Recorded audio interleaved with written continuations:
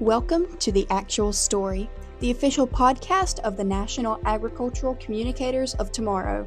I'm your host, Lydia Hill, and I, along with the rest of the National Officer team, are here to share the voices, ideas, and stories shaping the future of agriculture and communications.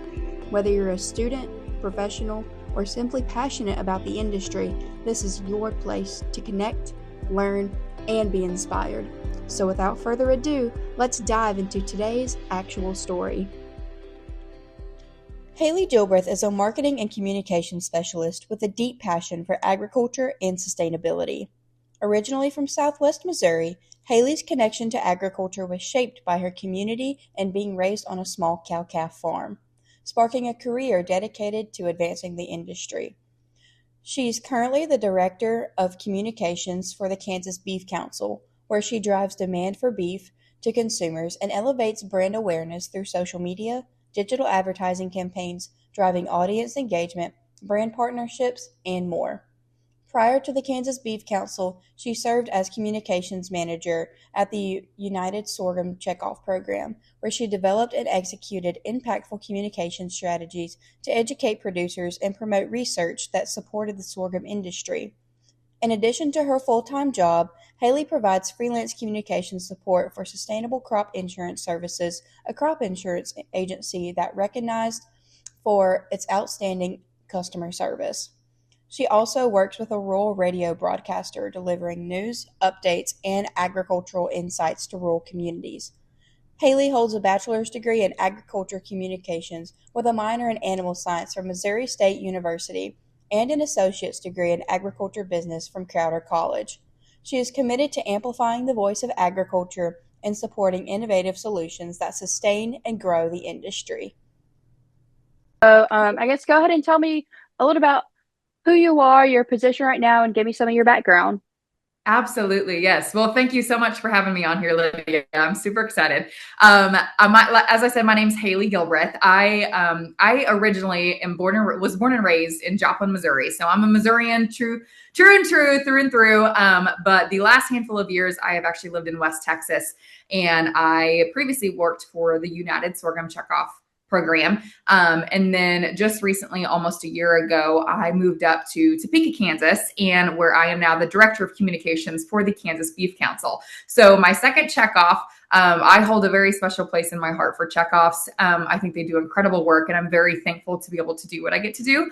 But I joke that I'm a Missourian turned Texan, now Kansan. So my background is in agriculture. I grew up raising cattle on a small little cow-calf operation. My sister and I grew up stock showing. And so we're ag kids through and through. And then my degree, I went to Missouri State University and I got my degree in ag communications with a minor in animal science. And like I said previously, I came from sorghum, and it was a really cool transition to get to go over to the row crop side, especially that was different from what I grew up knowing, cattle. But when I got the opportunity to, one, come back closer to home, and then two, come back to the beef industry, it was a really incredible opportunity that I couldn't say no to. So I love what I get to do. I joke that I wear many hats, but being in communications is truly a blessing. And so yeah, it's a little bit about myself. Wow, that's awesome. Something that really caught my interest, you have a minor in animal science. I don't know a single AgCom major down here at ABAC that has thought about that. So where did you kind of get that idea, and how has that helped you? So the real truth, in all honesty, I actually started out at a 2-year community college in Missouri. And the way my credits transferred, I only needed 2 classes to be able to have an animal science major. So I said, sure. That's honestly the reason. There's no strategy behind it whatsoever. It was just for ease, and it was there. And I was like, sure, not knowing what I was going to do with my life. Yeah, no, seriously, the more feathers in your hat makes you more flexible. So right. I gotcha. I thought that was really cool. So I know you have to handle a lot of branding and all these different checkoff and making sure that people get the right image of what checkoff is, no matter the commodity. So who or what influenced you or your approach to manage brands and creating content? So it's so funny. If you would have asked me when I was in high school, 16, 17, 18 years old, and you would have, or actually, if you would have told me that I was going to be doing social media management, I would have looked at you and probably laughed, because that was the years of 2011 to 2015, 16, where social media was it was social media was simply just posting and connecting with friends, right? It was not, their influencers weren't a thing. Like brand management really wasn't a thing. Like it was starting to, about the time I actually graduated college was when it was starting to become more of promoting your brand, promoting your business, promoting organizations, things of that capacity. And so for me, I was like, oh, I don't know what I'm going to do with my life, but social media management wasn't a thing. Content creation wasn't a thing. So by the time I was getting ready to graduate college, I kind of fell into marketing, honestly. I right out of college, I worked for a trucking company, and it was an ag trucking company. They dealt with ag products like feed, seed, fertilizer, aggregates, all the things. And so he had no marketing at all, and he kind of needed something built from the ground up. And so I was I freshly graduated. I was 22. I didn't know what I was doing with my life. I didn't know where I wanted to be. And it was a job, and it was related to ag. So I was like, sure, let's take it. I really cut my teeth. And that's where I truly kind of fell in love with social media. I think I fell in love with the fast pacedness of it. And I loved that you were able to tell stories. And that's true to the core of what I love to do. Is every farmer and rancher across America has a story to tell. That's what I like to do. And I found out I could do that through creating content. I think that's really cool. Working for an ag trucking company, I feel like not a lot of people would consider that as a job, especially like ag com majors, but we have to have truckers too. I Yes. mean, that's a part of the chain of ag. So that's really interesting how you got that. And Yeah. I can totally agree that social media is one of the best ways these days to tell the story of farmers and ranchers. So I love that. Yep. When we're talking about branding, how would you define a strong brand and maybe like more tailored towards the ag industry? That's a great question. And I really think it's consistency, one, and then two, knowing your audience, and then showing up where your audience is. And because I feel like in today's day and age, everybody's on social. And so you have to be able to find where you fit in that. And you also have to really listen to your audience and give your audience what they want. And so I think you do that through consistency. Right. So when you're looking and trying to analyze all these things and tailor all of your content to your audience, what are some of the key things you're looking for? Maybe like what tools are you using to determine these factors? So there's a lot of stuff, honestly, and I will say this: when you graduate college and you come fresh into the workforce, I have learned so much. And all honestly, too, I graduated in, when did I graduate? 2019, and I feel like in the 7-ish years that I've been out of college, like there's been like, I don't want to say nothing is the same, but like this landscape has just drastically changed. COVID flipped this world on its head. And so now how we communicate is changed completely. And so for me, when it comes specifically, and I specifically talk about social media because that's really my main job, is you have to stay in the up and up. You have to constantly be educating yourself, finding webinars, going to conferences. One of my favorite conferences I love to go to is Social Media Marketing World. And you are able to, they give you all the things that are current relevant in the industry, all the changes that are going to be happening and upcoming with Instagram and Facebook and TikTok and Twitter and all the things. And so just consistently educating yourself, constantly reading, finding data. Data is really going to be your driver. I joke, I like to joke that my unofficial title is Director of Vibes, but my boss is very much a data guy. And so he all the time is teaching me pair vibes with data. You got to put them together. And so data is going to also be your driving factor as well, too. Yeah, and that's really cool because especially, well, speaking for me as an ag com major, like numbers are not my thing Mm-hmm. and data is not my friend. But then like when I'm helping different organizations, like with social media and stuff, I'm like, okay, well, I have to analyze this. And so I try not to think of it as like data or like anything quantitative or numbers. Yeah. And I really try to think about it as, okay, this is what this is one of my audiences engaging with my content. Let's tailor to their needs. Yeah. And but it is really hard as someone who's more creative minded, um, to look at these numbers and analyze them. Like I Yes. didn't go to college for that almost.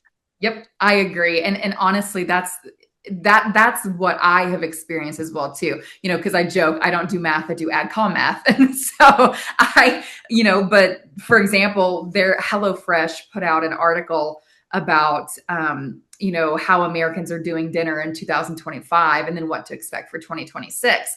Well, for us at the Kansas Beef Council, our main focus is consumers and driving demand for beef. And so, how do we do that? Right. Well, we have to look at the data. And so this report, I'm obsessed with this report. I actually use this, when at our last board meeting a couple weeks ago, when we were presenting our marketing plan for the next year. And, one of the biggest little kind of factoids that stuck out to me was that 69% of adults still have sit down dinners at home with others most or even every day of the week. And then another point to that is, along with that research is 93% of Americans are expecting to cook as much as last year or more in the next 12 months than they did in the previous year. So what does that tell us? Right. Yeah. So see data. So data now is shifting everything that we have, previously been doing. And so now we're like, okay, this is what the consumer is demanding. We got to shift our strategy. We have to shift our brands. Now we need to start doing, is that where we have to start doing more recipe videos of comfort meals or like cooking tips? Do we need to dive deeper into like, how do you cook steak at home? And maybe, like helping them give teaching and tips and things of that capacity. So it's like, so data helps drive how we produce content and educate our consumers. Yeah, that is so crazy that more families will be cooking at home. Mm-hmm. Because like I was always under like the impression that most people go out to eat these days. Yep. But it's expensive to go out to eat, and it pretty much is easier to cook at home these days. So honestly, I'm kind of happy about that because that does help the beef industry, Mm-hmm. because people have to buy beef at the grocery store to cook it at night. But also, like you said, people may not have the education to cook, a roast or steak or some of the harder things, and all they know is how to throw ground beef in a pan and season it. So I think that is really interesting. I'm definitely going to look up that article once we get I'll off this send it to you. recording. It's a Okay, fascinating. perfect. Even feel free to put it in the show notes too if you want to. It's such an incredible article, really. Yes, we will be looking at that because I think that's very interesting as someone who also has a large passion for informing people about what's going on in the beef industry and helping consumers want to eat beef. Yep. All right, moving on. In all of your different checkoff roles, how do you balance honoring that brand's tradition while still keeping it like modern and engaging? So this is such a fascinating question, and I could talk for days on this question alone, honestly, but I'll try to condense it. I'll answer it in two parts. The first one is, first of all, let me back up here. I want to kind of overarch by saying like your brand is your identity. That's core to who you are. And there's exceptions to being able to change that, right? So like I always love saying that like that if you know the rules, you can break the rules. So with that being said, I think one of the ways that you can do that is through kind of like one-off campaigns. So like throughout the year, if you have, like certain campaigns that you want to run or do or whatever.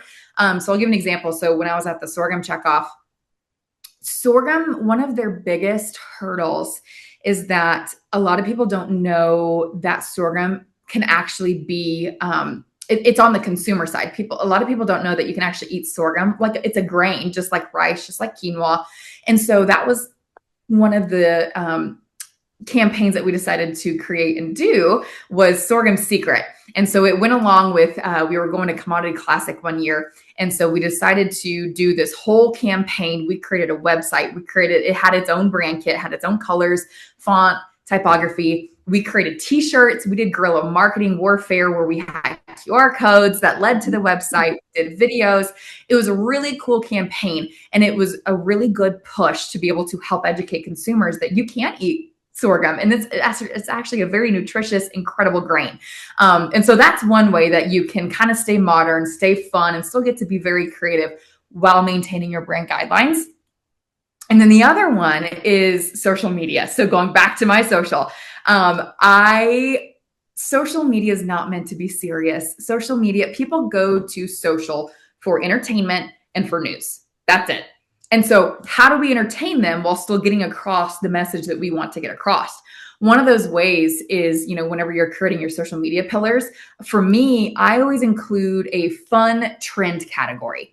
And so I think trends are kind of where things are going. And, back to the data, there was actually an article just put out recently that Gen Z is going to shift the landscape of content creation and marketing, because Gen Z is now going to be trend loyal over brand loyal.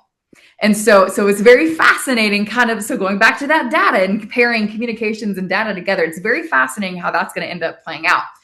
So with that, I think, being able to jump on the trends of, the different things that are happening. So for example, do you remember it was a couple months ago, the trend where it was the trust fall trend, where you'd have two people and the one person behind you would, supposed to catch, they'd step out and then it'd be like, and then your coworker would follow, says, and say, it's like, you can't always trust your coworkers, but you can trust, blah, blah, blah, blah, blah. And then you go in to say whatever your line is. So, my poor boss falls victim to my social media shenanigans all the time. And I said, hey, we need to do this. And so, but I mean, it had an incredible engagement rate and it did very well because it was on trend. We made it relative to us. It was fun. It was engaging. People loved it. Another example is, so Halloween, I don't know if you saw the trend in the ag world, they were doing the most haunting things to hear on the ranch. And it was like the gate was in fact not shut, and that garnered almost a 4% engagement rate on that post alone. The industry average is 1 to 2. So it's, it's like being able to find those trends that you fit. Now, on the flip side of that, there are trends where you have to ask yourself, is my audience going to relate to this? And if not, then don't do it. So that was kind of a long-winded answer to your question, but I think, kind of going back, recapping, being able to find those cool campaigns and express your creativity, and then also social media through trends, and then utilizing data for the trends is how your brand can still honor the tradition while still keeping it modern, fun, and engaging and relevant to today. Wow. I'm learning so much already. Holy cow. Oh, good. I hope. I love this. Trends, like as a Gen Zer myself, I would rather watch like a commodity association or organization post like something that I'm already familiar with. Then like I'm not going to get on Instagram and read like a statistic about the beef industry that I already know on like a graphic, because it's not engaging for me. Yeah. And it does definitely depend on the audience, but like keeping up with the trends thing, I think that's really interesting, because going back and reflecting on what I engage in, like personally, I'm like, I just laugh at the funny trends, and that's what I do end up liking and sharing. So I think that's really interesting and something that could be implemented into a lot of associations that think like it's very newsy and professional, but social media is kind of just fun and games. It is. And I do believe there is a very specific and strategic place for the news, informative things, because you do have to get that out there, right? But I think that's where it comes down to like your pillars, and you line up your 3 to 5 pillars of strategically of what you want to drive home and what you want your brand to be about. And one of them can be news, and one of them can also just be fun, silly, goofy, whimsy, magical, all the fun things. Right. That's so awesome. Thank you for bestowing that wisdom upon me. I will be using it later. Good, of course. Yeah, you're so welcome. So, for the organizations that are looking to rebrand, what advice would you give them to refresh the brand they already have, or should they just wipe the slate clean and start a new one? Yeah, absolutely. So that's a great question too. So there is a difference in between refresh and rebrand. So refresh is your business has evolved, but your brand DNA really hasn't. You're more or less fine tuning what's already kind of working. And so, i.e., you've expanded your offerings, you've entered new markets, you're redefining or adding to your audience. And this is where you may want to kind of redefine or really hone in on your brand strategy. And you update your messaging, you update your voice, you add new fonts, maybe add a couple different colors to your brand style guides, etc. I think a really good example of this, they did it without saying it. So I'm a huge Dancing with the Stars fan right now. Do you watch Dancing with the Stars? On TikTok, I do. Okay, okay, right there. So case in point. So last year, they had such a huge uptick in their viewership, and it's because of TikTok, because they had a handful of pros and the stars that were on that were posting TikToks, and it just brought in this whole new viewership. Well, this year, they really, they latched on and they listened to their audience and they did it. And it's now like every episode, they tripled the amount of votes that come in, in the viewership too. That is an incredible example of a brand listening to their audience, refreshing it just a smidge, and now they have a whole new viewer base. Like it's actually an incredible thing. Like when you look at it kind of from a brand marketing perspective, I'm like, that's actually really cool. And also a longtime fan of the show. So now rebrand is a complete identity retransformation. So it's very strategic, and it's, for example, you're scaling rapidly or your business model has changed completely. Your audience has completely evolved, or maybe it's outgrown what you were before or your original position, et cetera, et cetera. And so that's where you're needing to completely redo stuff, or God forbid, your reputation needs to be repaired. For example, Cracker Barrel. We all know the great Cracker Barrel debate from 2 months ago where they decided to do a rebrand and it tanked horribly. They had to backstep and be like, okay, sorry, JK, we'll go back, we'll change. Right. Yeah. Major, I don't want to say major. There's a difference between the two. And I think it all, depending on where whoever may be listening to this, if you're in a position of saying, do I need a rebrand or a refresh? I think it's a matter of just sitting and saying, okay, where am I at? Where am I at right now? What are my goals? Maybe 5 years, 10 years, 15 years down the road, and strategically kind of think through the things that you want and where you want to see your brand and how it evolves. And as this is low-key embarrassing for me, but I guess it's the point of college. Like, I didn't understand the difference between a refresh and a rebrand. No, another thing. A lot of people don't. Yeah, and I think that's definitely something that needs to be brought to the attention of, especially us ag comm majors who are still in school. Because once we get out into the adult world and somebody asks for our professional adult opinion, but we're 22 and we just graduated, we really need to be able to bring that advice to the table. So I love that. Good. Yes. Yeah, absolutely. So, what skills do you think are essential for someone interested in brand management or content creation? Yep. So that just goes back to what I said about consistently learning, just always educating yourself. I have said for years that if you stop learning, you stop growing, and you always want to learn at least something new every day, no matter what it is, right? But I think if you can be diligent enough to find webinars, stay up to date on things that are changing and happening, because we do live in a world where things are moving fast, and it's like now, even just 2 years ago, influencer marketing was the thing. Now influencers are kind of dead. Like a lot of people really aren't doing the whole influencer marketing thing anymore. They're moving to more personal brand style kind of marketing. And so things are just moving so fast, and you have to be able to kind of keep up with it and know all the things that are happening. And so like I said, social media marketing world is a really good one. Finding people who are specialized in certain niches, right? So like, for me, my main goal when I started here at KBC was I wanted to grow the Instagram. So I even, I even step outside of the ag world a little bit. And I find people who are just specialized in Instagram reel creation itself, right? Or maybe, TikTok creation itself, or blog writing itself, or podcasting it. Find those people who have become subject matter experts, follow them, find their tips, listen to what they do and everything else. I won't gatekeep this one. I'll give this one away. She's one of my favorites. Her name's Shannon McKinstry. She's an Instagram reel expert.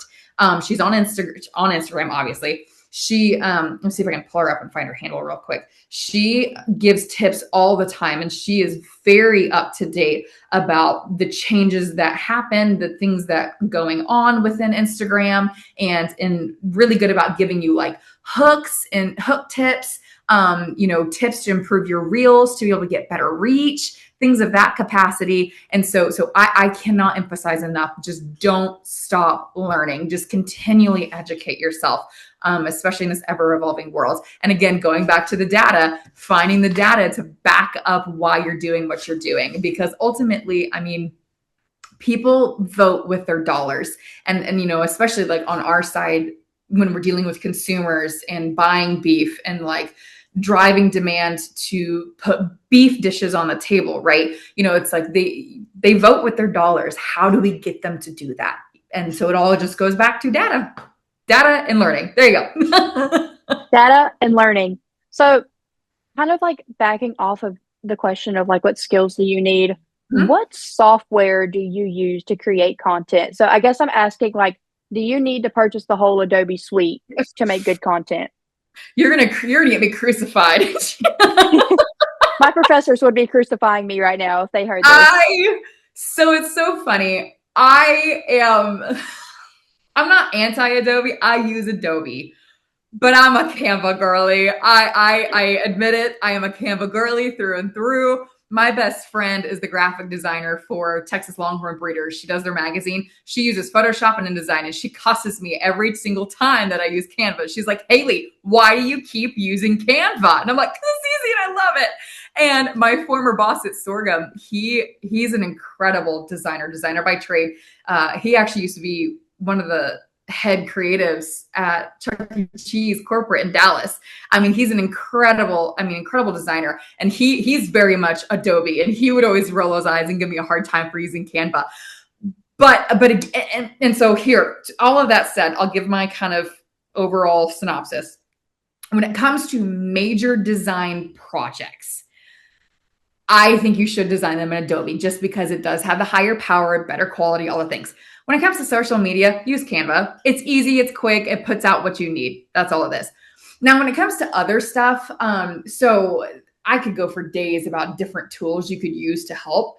So one other one, which is going to lead kind of into what else I wanted to talk about, is AI and ChatGPT, which I know is a cuss word right now. And that's a dirty word. That's a very taboo subject right now. And I understand why, and I get it. But I use ChatGPT. I use it as a tool. There's another really cool AI platform called Opus Clip. So I don't know if you've scrolled and seen videos of people who it's really used a lot for podcasting. So people who film and video their podcasts, you can upload the entire video into Opus Clip, and it will within 10 minutes cut up your video and produce reels, and it'll give you like anywhere from 5 to 20 options.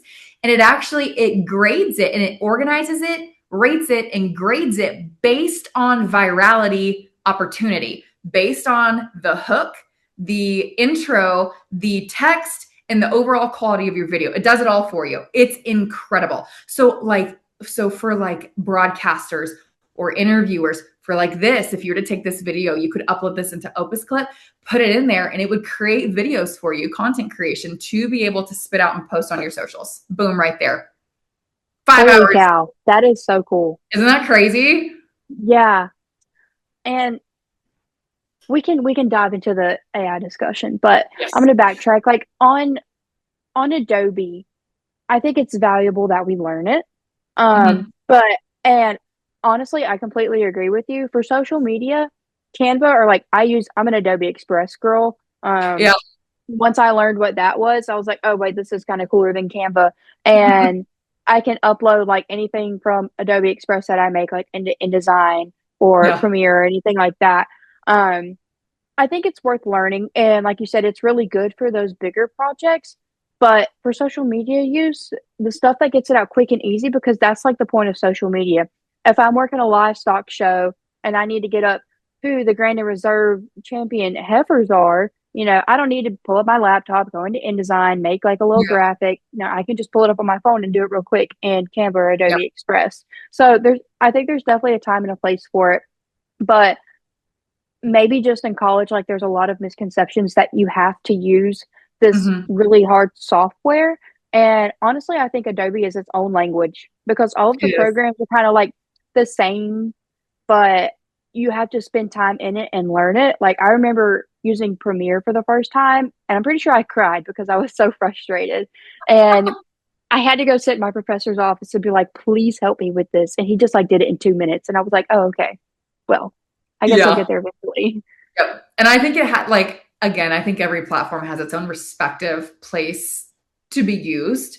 Right. And yes, so yeah, if Adobe's your thing, you go for it, girl. Right. And you can stay with your Canva. Like nobody's going to Mhm. arrest you for using Canva. And honestly, I'm sure if I went and I looked at KBC's post, I'd be like, that was not made on Canva. Like that looks good. Thank you. So I can't even hate. Yep. Um, if you Another want to die, Oh, go ahead. sorry, real quick, I want to add, I'd be remiss too if I didn't mention, we're talking about skills and tools and how to create things, right? I'd be remiss if I didn't say creating videos natively in Instagram. So using the video editor in Instagram, it can be intimidating and probably looks like a lot, but in all honesty, it's really not that bad. Same thing as TikTok. So find videos, kind of teach yourself, play in there too, because so going back to educating yourself, knowing the things, knowing the changes, Instagram actually rewards you better if you create and edit the videos in the Instagram app. And now that they have actually published edits, which is the equivalent to CapCut for TikTok, if you Hmm. edit and create your videos in edits, it actually rewards you. It'll push you, like it will recognize that you used edits and push it further in the algorithm to more people. It will reward you. It was just like whenever Instagram pushed out and started doing reels back in, what was that? 21, I think it was. Like the people who started using it first were rewarded very well and they got incredible engagement, they got incredible reach. So that's another point, maybe skills and tools is to that point of keeping up with it is if you know that especially meta in the metaverse, if you know that Facebook and Instagram are going to be pushing out new tools for you to use, that's kind of their subtle way of saying, hey, use our tool, we'll reward you. You'll get better results and data and your metrics. That's really, really interesting. You're providing me with so much stuff that I've never even thought of before. This is so crazy. Um, You're welcome. That's what I'm here for. so I guess we can dive into the AI discussion. My next question for you was going to be, what do you see shaping the future of ag branding? And I Mhm. think AI does have a lot to do with that. Yep. Um, Here in college, it's just like a slap on the wrist. No, no chat GBT. And I, Lord, I hope my professors don't listen to this, but I think AI is a tool and not a crutch. And it can easily be Yep. abused, Yep. but as long as you still think with your own creative brain and Mhm. then use that AI as a tool to help you enhance your creativity, I think it's so okay. Yep. So I'm going to take off all hats and this is just going to be Hailey for a minute. Okay. Personally, I'm terrified. I think that we have opened Pandora's box and it's scary. Now, putting back on my hat, speaking from a professional standpoint here, the train is here And if you don't hop on, you're getting left in the dust.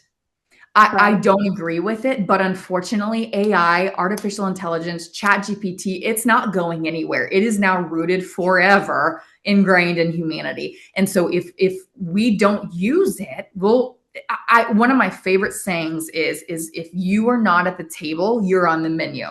And so if we aren't using it, then we all of a sudden become irrelevant. And so Right. I know that there's this really big debate right now, especially in ad communications, when it comes to design, photography, kind of more of those like writing, more of the specialty areas of ad com. It's, the fears that it's going to take our jobs. And I've also seen fears and kind of lots of concerns of, people coming, like clients coming to maybe some ag marketing agencies or to ag photographers or ag designers saying, hey, I use ChatGPT for this. Can you create me a logo that kind of looks like this? And I feel like, I know my first reaction would be taking that as an insult, right? But I think Right. that's where, as communicators, we have to step back and be like, they don't know. Like, they're coming to us for a reason. And then if they're using Chat GPT to maybe get some kind of an idea that they didn't know how to articulate or how to describe this image in their head, if they're using that to be able to come to you with a better way to describe what they want, so they, at the end of the day, ultimately get a better product, I think that's a good thing. And especially if it can be used as a really good tool. And so I go back. I agree with your statement. I very much agree with what you said. It has to be used as a tool, not as a crutch. And that is how you have to view it, is if we can view this and use this as a tool, I think we can be okay. It's when you start using it as a crutch or you just refuse to use it, I think that's where, unfortunately, you'll get kind of left in the dust. Because again, I'm here to say, personally, it scares me. I'm not a fan of it, but we have to use it or we become irrelevant. And so, it's really funny too that again, going back to data, going back to everything else, there was another article that was pushed out pretty much saying that AI is, how do I say it? Recency bias is, like, they're doing studies on this now with AI. And so tying this into going back to the Gen Z being trend loyal, AI is now giving you kind of responses based on recent information, kind of like, how do I phrase this here? So things that have recently happened in current times within the last, like, maybe year to 2 years versus historical. So if you tie that in and you start looking at then the article of Gen Z going off of trend loyalty, it's like, now all of a sudden, how do these two connect, right? So it's like, okay, can I use AI that could create, since it's pulling off of recent things, so if it's, pulling out of recent trends that are happening, maybe it can give me the best Instagram hooks, the best Instagram captions that's going to fit into the trends to reach my audience more. So it's all about kind of reframing your perspective on this, but still having a healthy dose of fear, but still knowing, like, okay, how can I navigate this and utilize it to the best of my advantage. The other thing too is, just personally, it helps cut my work down significantly. Like, I will say, like, it helps me. And also just with the creative block too, because it's inevitable. Content creators, ad communicators, we're sitting here having to pump out content left and right. I mean, we get burnt out. It's a thing. Burnout's real. So it's like, if I'm tapped out at the end of the day, I'm like, I have no idea. What I'm going to post. I don't know what to do. I don't even plug it into Chat GPT and it spits out ideas. I'm like, oh, okay. All of a sudden now I can roll, and that gives me an idea I can be able to spur off of and go do. So, but again, I say that, use it with a healthy dose of fear, use it as a tool. Right. Yeah. Because I think it definitely can be abused. Yeah. The people that like abuse or refuse to use it, those are the people like that AI is going to take their jobs. Mm-hmm. But those of us that kind of still scared of it, I'm I'm scared of it, but I still use it. I don't think it's going to take my job. And when people ask me this all the time, if like I get to yapping about AI with somebody, they ask me like, "Oh, is AI going to take your job?" I'm like, "No, AI cannot form a human emotional connection with someone." And that's just what I say. And they're like, "Oh, well, I guess that's a good point," you know. And I'm like, I'm taking a hold of AI before it takes a hold of me, Yep. and that's I think that's just the best of it. If you refuse to use it, there's a good chance it's going to start doing your job for you. Or if you abuse it and don't use your brain for your job, then yeah, like your I'll your start to job's going to get atrophy. taken over, right? Yeah. I So have I'm glad studied we I'm for glad a we went into while. that. Oh, so sorry. Oh no, go ahead. Leading into that, I have said for a long time now that AI won't take your job, but somebody who knows how to use AI will take your job. Fun little factoid. So going back, Mhm. so and then okay, now going back here to the AI and using it as a tool and everything else. Going back to my data here, this HelloFresh report, they even had a little blurb about AI, and it says 69% of people have used AI to get dinner ideas or dinner on the table, or they are open to the idea of using it, coming up with recipe ideas, creating grocery lists, etc. 69% of Americans are using AI to formulate their meals. Isn't that crazy? So it's like, it's Right. there. There's the data. Data tells you people are using AI. We got to be there. We have to be at the table. That's really interesting. Personally, I still use Pinterest and I Yes. type in, what can I use for my hamburger that I have in my Yep. freezer? What can I do with it? That's not Hamburger Helper. Um, Still diehard Pinterest girly, um, Me which is too. really, which is crazy because like I feel like Pinterest, it doesn't have its trends. Pinterest is just Pinterest and it's stuck back Mhm. in like Y2K. And I love it for that. I do love Pinterest. So Pinterest actually, I feel like they've done a great job. We actually do a lot of ad campaigns on Pinterest as well too, for like meal, especially this time of year, Croctober, comfort meals, all the things. Hmm. But yes, I'm very much am a Pinterest girly too. So Yeah. I'm glad I'm glad we had the AI conversation. I think yes. that shines a light on what's healthy and not healthy about it. Mhm. Kind It of needs to be talked tra- about. It does because it's not like I said, it's yeah, Pandora's box. We've opened it. It's not going anywhere. right, for sure. Let's kind of transition. What's one lesson you've learned through your experience that you wish you knew starting out fresh out of college? Oof. I feel like you could throw a dart at the wall and take your pick. This was really hard to narrow it down to one. In fact, I actually wrote out two. Because so first and foremost, as ad communicators, I've kind of believed this for a long time now, but I've caught myself saying it a lot lately in the last like year to 2 years. Everybody speaks their own language, and it is your job as an ad communicator to understand that language and speak it back.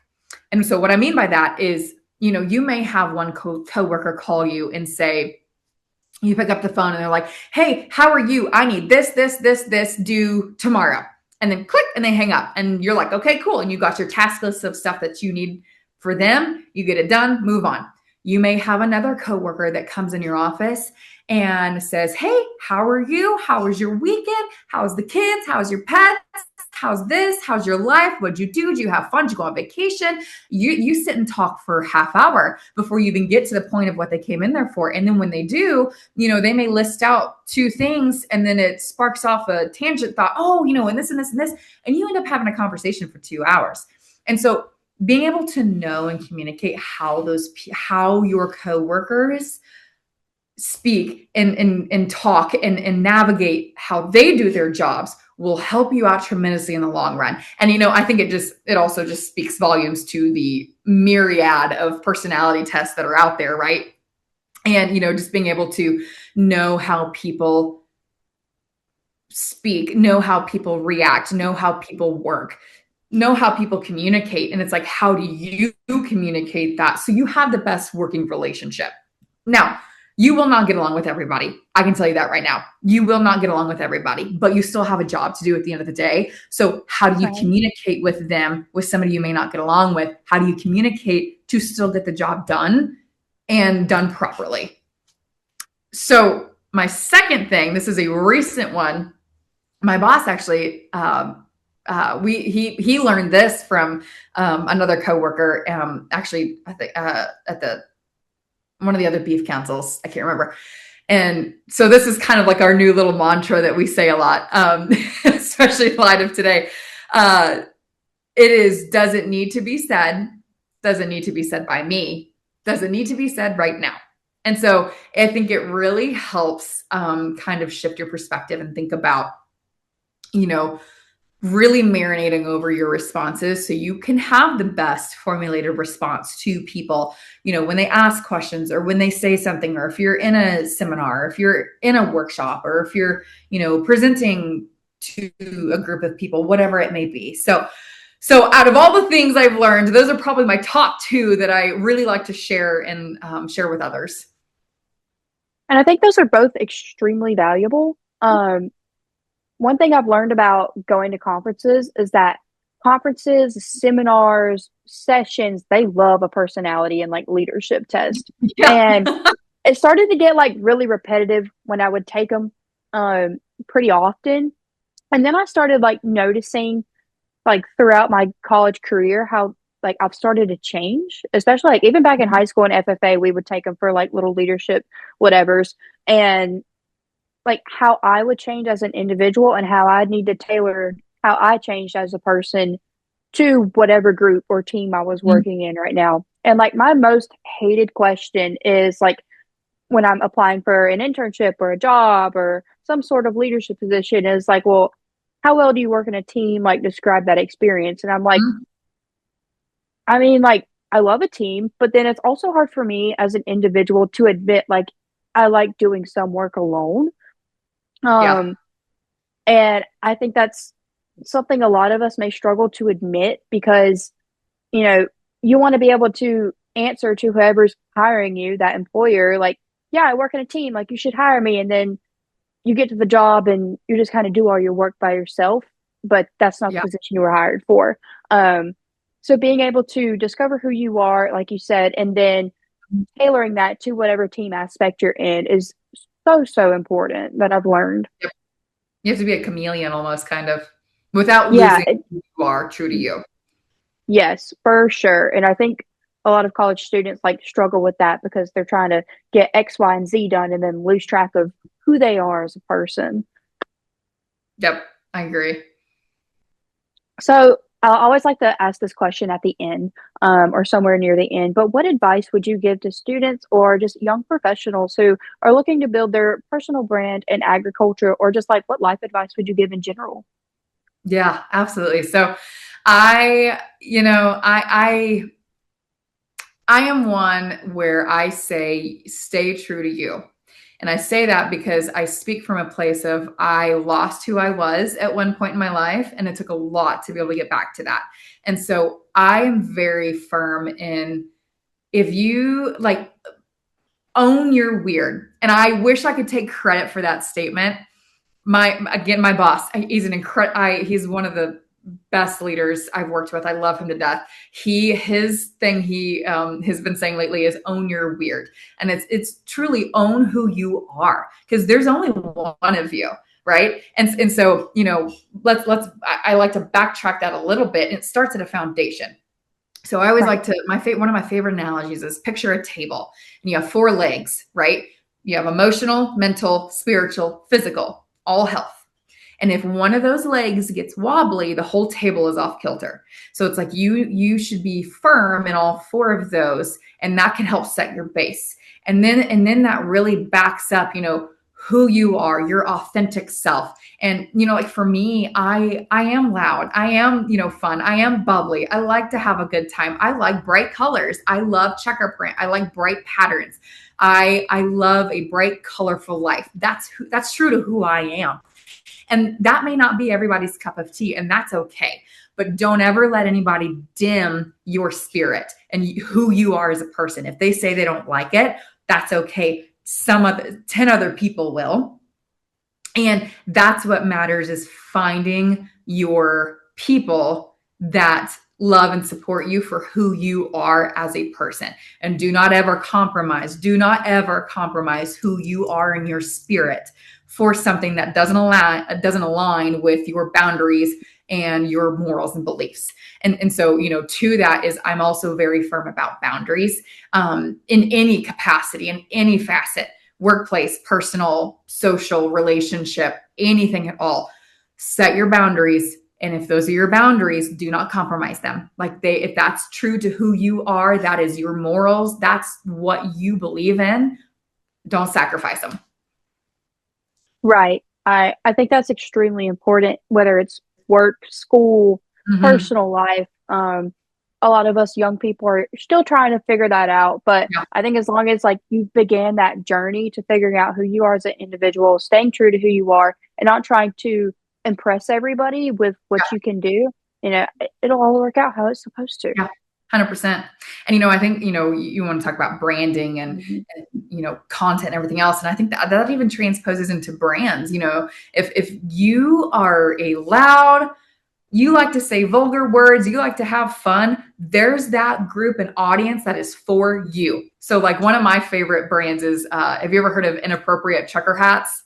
I think her name, or it's Uncle Becca's Inappropriate Trucker Hats. I love her. I love her stuff. It's hilarious. She has found her audience and she owns it. That is her cup of tea. That is her thing. And she has people that love her, follow her religiously. She's built an entire audience and a brand and an empire off of the people who love the vulgar stuff. And that's incredible. Now, There's an entire group of people that hates that stuff, and that's okay. Find your people, stay true to yourself, stay authentic, and you'll succeed in life 100%, tenfold, forever. I think that's the perfect place to wrap this up, because holy cow, I didn't realize that we were turning the actual story podcast into a mental health podcast. But you know what? We need to add a section into that. There you go. I love it. I love it. We are running low on time, so I think we're going to begin to wrap this up. Thank you so much, Hailey, for hopping on here and chatting with us about what's going on in branding and social media trends, and give us some life advice. All of that is so, so, so insightful. I'll be sure to link all of your contact information in the bio of this episode. So if people want to ask questions, they can reach out. Yes, please feel free. Email me, call me, Instagram, whatever you want to do. I'm more than happy to talk with you, answer questions, anything at all. And thank you so much, Lydia, for having me on. I truly am honored to be able to come on and speak. This is a real blessing, and I'm very thankful. So thank you so very much. Yes, thank you so much, Hailey. Thanks for tuning in to The Actual Story. Be sure to subscribe and share so you never miss an episode. Until next time, keep telling agriculture's actual story.